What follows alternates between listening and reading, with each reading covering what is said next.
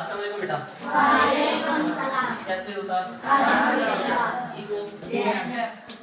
अच्छा बेटा, आज का जो हमारा टॉपिक है वो है डिवीजन ऑफ पॉलिनोमियल्स। इससे पहले हम प्लस माइनस मल्टीप्लिकेशन कर चुके हैं।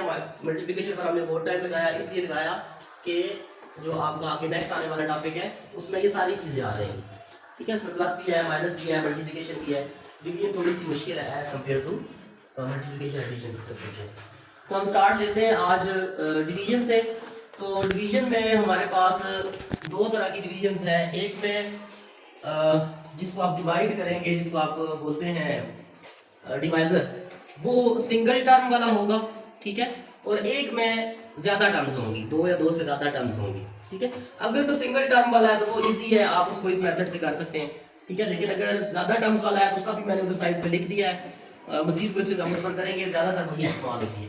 ठीक है, तो हम स्टार्ट लेते हैं। जो पहला क्वेश्चन मैंने सिंगल टर्म वाला लिखा है वो ये लिखा है, वो भी मैंने वैल्यूज थोड़ी बड़ी डाली है ताकि आपको इजीली समझ आ जाए कि किस तरह आप इसको डिवाइड करेंगे।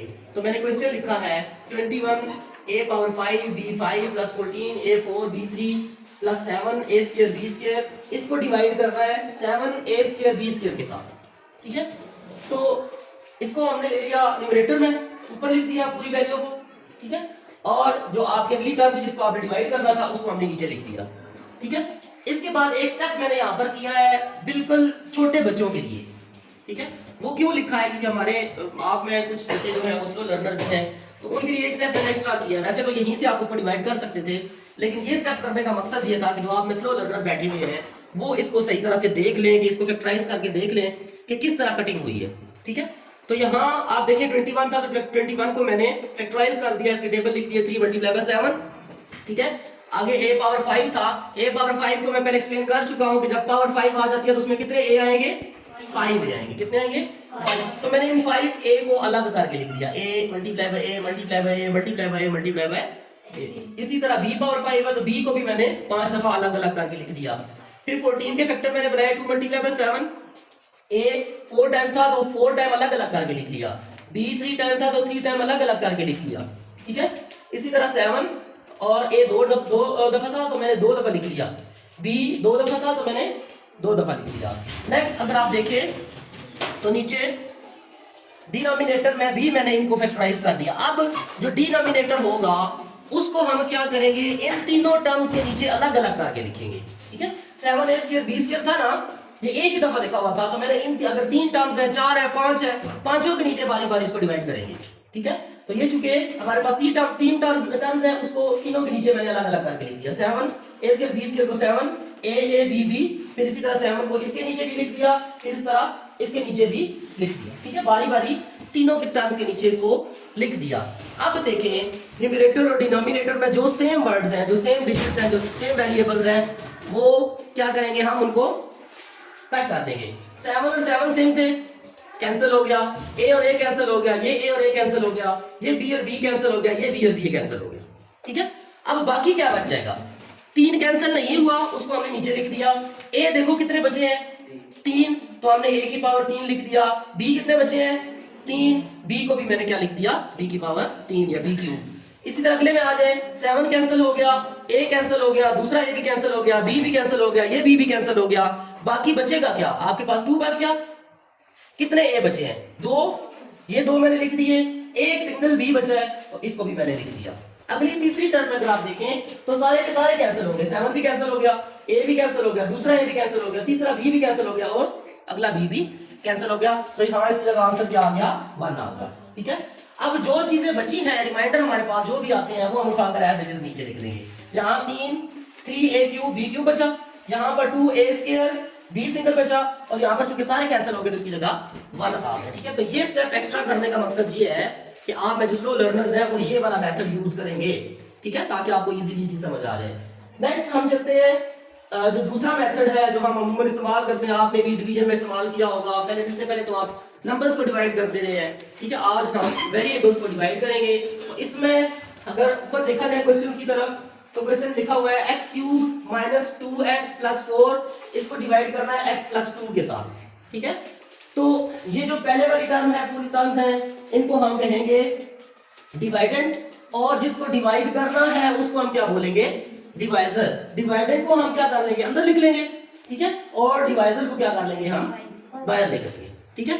अब यहां पर थोड़ी सी मुश्किल आपको आएगी, वो क्या है, पहले तो इनकी तरतीब दुरुस्त करके लिख ली, एक्स क्यूब लिखा, आगे एक्स स्क्वायर की वैल्यू नहीं थी हमारे पास, नहीं है ना, डायरेक्ट एक्स आ गया है, तो इसकी वैल्यू मैंने 0 एक्स स्क्वायर लिखा है, ये कुछ भी नहीं लिखा हुआ, ठीक है ना, 0 एक्स स्क्वायर मतलब 0, लेकिन हमने वो जगह फिल करने के लिए 0 एक्स स्क्वायर लिखा है, ठीक है, ताकि जब आप डिवाइड में लेकर आएंगे उसको तो आपको थोड़ा सा प्रॉब्लम करेगा, उसकी जगह हमारे पास नंबर मौजूद होना चाहिए।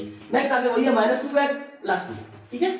अब हमने इसको इस पर डिवाइड करना है, तो डिवाइड कैसे करेंगे, सबसे पहले आपने देखना होगा इधर पहली टर्म और इधर पहली टर्म, इधर फर्स्ट टर्म क्या है x, इधर फर्स्ट टर्म क्या है x का क्यूब है, x का क्यूब है। तो आपने मल्टीप्लिकेशन में ये चीज पढ़ी थी कि जब हम वेरिएबल्स को मल्टीप्लाई करते हैं तो पावर्स क्या हो जाती हैं, क्या हो जाती है, प्लस हो जाती है, ऐड हो जाती है, ठीक है। तो अब x को किस वेरिएबल के साथ मल्टीप्लाई करेंगे कि वो x क्यूब बन जाएगा, किस वेरिएबल, हाँ जी बिल्कुल सही बोला है, x को हम x की 2 के साथ मल्टीप्लाई करेंगे तो वो क्या बन जाएगा, x का क्यूब बन जाएगा, क्या बन जाएगा, x का क्यूब बन जाएगा। तो हमारे पास पहली टर्म क्या आई है, x का स्क्वायर, मतलब हम इस x को x के स्क्वायर के साथ मल्टीप्लाई करेंगे तो x का क्यूब आ जाएगा, ठीक है। तो हमने ऊपर क्या लिख दिया, x स्क्वायर, ठीक है, x स्क्वायर जब x के साथ मल्टीप्लाई होगा तो x क्यूब बना देगा, ये तो टर्म हमारी क्लियर हो गई, ठीक है। अब जो ऊपर आपने x स्क्वायर लाया है उसको सिर्फ इसके साथ ही मल्टीप्लाई नहीं करना, इसके साथ भी करना है, ठीक है। तो जब ये इसके साथ मल्टीप्लाई हुआ तो x क्यूब बना दिया, ये मैंने लिख दिया, जब इसके साथ मल्टीप्लाई होगा तो क्या बनेगा 2x स्क्वायर, ये दोनों मल्टीप्लाई हो रहे हैं, एक कांस्टेंट है एक वेरिएबल, मैं बता चुका हूं कि कांस्टेंट और वेरिएबल्स एक दूसरे के साथ मल्टीप्लाई, हाँ जी वो एज इट इज लिख देते हैं। तो इधर क्या बना 2x स्क्वायर, तो ये मैंने 2x स्क्वायर लिख दिया, नजर आ रहा है आपको, हाँ जी। अच्छा अब नेक्स्ट स्टेप क्या होगा, जो नीचे वैल्यूज आई है हमारे पास उनके सिंबल्स क्या कर दिए जाते हैं, चेंज कर दिए जाते हैं, ये प्लस था तो इसको माइनस कर दिया, ये भी प्लस था इसको भी क्या कर दिया, माइनस कर दिया। अब आपको पता चला होगा कि मैंने 0x स्क्वायर क्यों लिखा है, क्योंकि जब ये x स्क्वायर 2 के साथ मल्टीप्लाई हुआ है तो हमारे पास आंसर क्या आया 2x स्क्वायर। अगर हम यहाँ पर ये वैल्यू ना लिखते तो हम इसको कहां पर, हमें वो फिर आप बच्चे कंफ्यूज हो जाते हैं, फिर यहाँ पर एंड पर ले जाते हैं क्योंकि आपके पास x स्क्वायर की वैल्यू नहीं होती, ठीक है। तो इसलिए पहले ही मैंने 0x स्क्वायर करके लिख दिया ताकि उसके नीचे आप उसको लिखिए, ठीक है जी। 2x स्क्वायर आ गया, सिंबल चेंज हुए, ये तो क्रॉस हो गया, ये तो आपको पता है कि ऑपोजिट वैल्यूज जो होंगी प्लस और माइनस वाली वो क्या हो जाएंगी, कैंसिल हो जाएंगी, ये टर्म्स कैंसिल हो गई, x क्यूब वाली ये कैंसिल नहीं हो सकी क्योंकि यहां पर हमारे पास क्या बचा है 2x स्क्वायर, ये 2x स्क्वायर उठाकर नीचे ले आए, ऊपर से एक टर्म को हम नीचे लाएंगे, सिर्फ एक टर्म को -2x, ठीक है, ये 2x स्क्वायर और ये 2x। अब नेक्स्ट फिर हमने इस वाले डिवाइजर को इन पर डिवाइड करना है, इन दोनों टर्म्स पर क्या करना है, डिवाइड करना है। अब फिर से आप दूसरी टर्म को भी भूल जाया करें, सिर्फ पहली टर्म को देख रहा है आपने, ठीक है। पहली टर्म इधर क्या है x, इधर क्या है -2x स्क्वायर, ठीक है। तो हम फिर से वही करेंगे कि आप x को किसके साथ मल्टीप्लाई करेंगे कि -2x स्क्वायर बनेगा, हाँ जी एक तो हो जाएगा x, ठीक है, x और x मल्टीप्लाई होकर x स्क्वायर बना देंगे, लेकिन यहाँ पर x स्क्वायर नहीं है, साथ उसके -2 भी है, तो साथ एक्स्ट्रा हम इसके क्या लगा देंगे 2b -2b लगा देंगे, तो इसका जब आंसर निकालेंगे तो क्या बनेगा -2x स्क्वायर, ये उठाकर हम क्या लिख देंगे यहाँ पर क्वेश्चन में -2x स्क्वायर -2x जब x के साथ मल्टीप्लाई होगा तो यहाँ क्या बना देगा -2x स्क्वायर बना देगा, ठीक है। तो अब सिर्फ इसने इसके साथ ही मल्टीप्लाई नहीं होना बल्कि इसके साथ भी होना है, तो 2 2s are 4, 2 2s are 4, हाँ जी। तो ये मैंने लिखा 4, साथ इसके क्या लिख दिया x लिख दिया, ठीक है। अब देखिए ये दोनों वैल्यू सेम हो गई, नीचे वाले के सिंबल्स क्या हो गए, चेंज हो गए, माइनस था तो प्लस बन गया, माइनस था तो प्लस बन गया, ये दोनों ऑपोजिट वैल्यूज थी, दोनों क्या हो गई क्रॉस हो गई, ठीक है।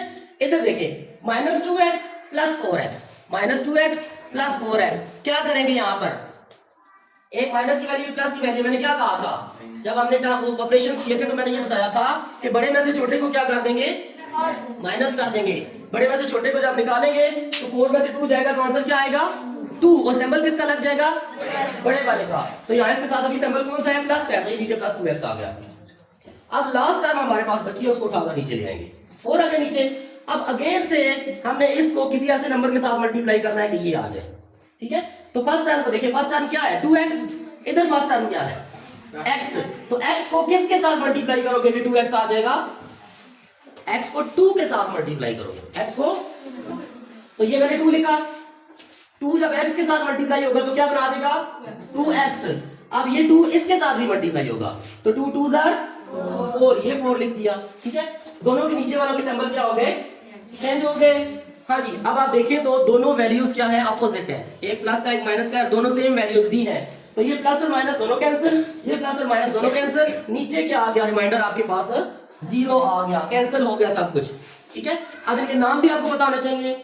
ये जो अंदर वैल्यू लिखी जाती है इसको आप क्या बोलते हैं, डिवाइडेंड।